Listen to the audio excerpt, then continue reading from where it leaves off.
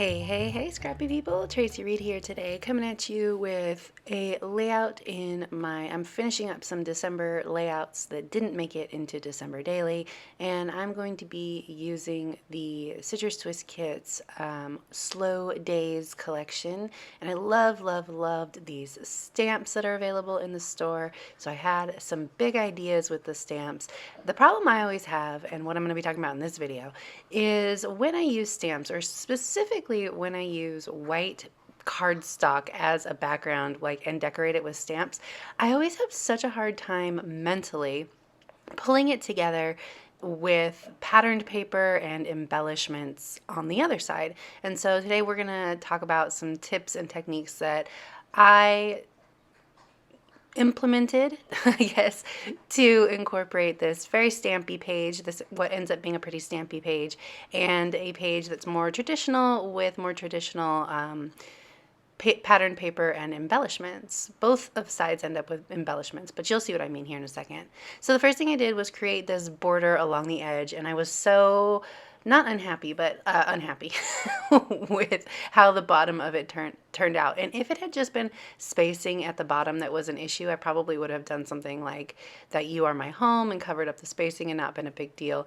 But there were two things that were really bothering me. One was the spacing at the bottom, well, three things. The spacing at the bottom, and it slanted away from the edge, so the houses got slowly further and further in towards the center of the page.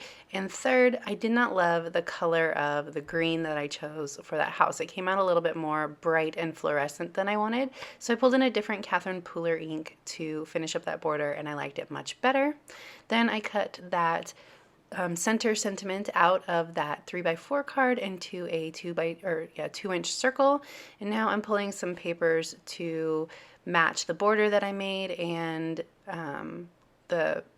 the photos and the cards themselves. So obviously these are photos of my two dogs, and what I tend to do when I have two photos like this that are the same size is I tend to put them on the same side of the page. But I didn't want to do that because I'm trying to break up my habits and change things up a little bit in my scrapbooking. I wanted it to be a little bit different. So I decided to separate the photos and create two different clusters with the same yellow background paper and some additional patterns as well. So I'm already a little bit struggling here with trying to incorporate, like, both sides, they look different, right? They don't look like they're the same style. So I'm already struggling just a little bit here, trying to figure out what it is that I'm trying to do. And I'm going a little bit fast here because I'm going to go ahead and include the part of this where I stuck all this down. So I'm just putting it down and auditioning things here. And that is kind of what I do sometimes. I won't stick things down until I have like two clusters that make me happy. So I'm just sort of moving through and plopping things down and moving them around and trying to decide where I want things. So I'll go a little bit slower when I actually start plonking things down. So I decided to pull out the gorgeous florals from this collection and try and incorporate some flowers. I felt like that full heart, the way that it was interacting with my photo, I couldn't get it to wrap around the edge of my photo, which would have made better sense. So I decided to wrap it around the edge of that floral instead. That way it didn't look off-centered, I guess. Like, it had a weird white spacey thing, the way that it was interacting with my photo on the edge there. Okay, so I'm looking at the stamps again going, I think I just need to incorporate some more stamping or something a little bit different than what I'm doing here. So I'm going to start building these clusters from the top down. And I like to do that so that I can decide where to put the cluster as a whole once it is finished. And so I'm just starting at the top and going down layer by layer and sticking the top cluster to the bottom. I cut off, that plaid is part of the bookmark that comes with the printables, and I cut off the bookmark part so that I could have a sort of matching rectangular shape underneath that cluster that I had on the other side. I didn't want to use that wordy paper on both sides. I didn't want it to be that matchy-matchy. So now I'm going to stick this full heart down, and I'm going to incorporate it with this floral. So you can see I have stamping going on, but I also have embellishments on this side already. So the embellishment parts weren't really the problem for me as far as making both sides look like they went together rather than they were two layouts that were just sitting next to each other. It was definitely the stamping, because I don't stamp as much as I should on my layout. So I was sort of testing myself, I guess, or expanding my repertoire a little bit to make this make sense. So what I decided to do was incorporate some of these floral stamps as well. So I'm going to do one in each color that I did the houses. So I'm just pulling this up a little bit so I can stick it underneath. And then I'm going to do it up in the top left corner as well. I'm going to take that wreath out and I'm going to add in stamping instead. And it actually looks worse to begin with. I felt like I just put it aside for a second after I do this stamping, because I felt like, oh no, did I just mess this up? And the problem with stamping, right, is you can't pull it up afterwards. You have to go with it, or you have to start over. So I had to give myself a little bit of a breather and decide what I was going to do with this page now that I had all this stamping. And I was like, oh my gosh, this definitely looks like two different layouts. What is happening here? So I have this weird spacing here that I'm very helpfully pointing out, and I didn't know what to do with it. So I'm just going to start building this cluster and let my brain think about it. And that's actually a pretty normal thing, is your brain will work on problems while you're focused on something else. It actually is the better way to solve problems than to sit there and just think and think and think about it. And I do it a lot. It's called, oh, I don't remember what it's called, but they talk about it a lot when it comes to working out. And when I go running, I work out so many work problems while I'm running that I'm not even thinking about, right? I'm concentrating on running and keeping going and all of that. And then all of a sudden I'll have an answer for a work problem. So I often do that with my scrapbooking too, is when I've encountered an issue with a layout, I will go ahead and start working on something else, some other part of it, or I'll even turn off the camera and go, clean the bathroom or whatever it is that I got to do for the day. And then all of a sudden I will have a solution. So that is what I'm doing here. And I'm building this cluster, and I knew I wanted to incorporate that house, but I wasn't happy with where it was. So I'm just moving things around, letting the ideas percolate. So I'm going to incorporate some of these flowers, of course, or at least I'm going to try to. I really struggle with where to put this flower down, which I find so funny. So I'm going to move it around a couple different places before I'm happy with where it is, because I think the shape of the house and the shape of that stay home club were just a little bit they were messing with me a little bit. The stay home club is a lot bigger than the house, and the floral felt like it was on a smaller scale than the stay home club as well.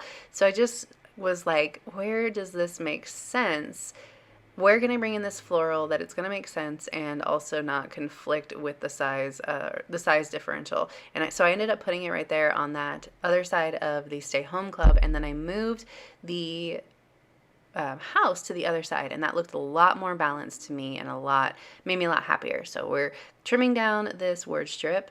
I wanted to bring in a little bit more of that green because I don't have any green papers or any patterns going on that had that green in there that I used in the houses. So I'm making sure that I incorporate the green throughout, and that's one way that I'm incorporating the stamping, is making sure that the colors are represented on both sides of the page. So then I had the solution to this side of the page over here, and one of the problems was that I needed to bring in this pink paper that's in the background, and that already starts to tie these two pages together visually, so they have the same patterns in two different places. They're also like the same cluster, right? They're the same sort of style on both sides, and that helps too, but it still wasn't quite enough, and I'm struggling a little bit with how to add stamping to the other side, because obviously I created the whole thing on patterned paper, and so I can stamp on top of that paper, and I will end up stamping on top of the newsprint paper specifically, but I can't really stamp on the background and have it super visible. I'm going to add in some journaling lines, some doodly journaling lines, and write my journaling out while I contemplate that problem.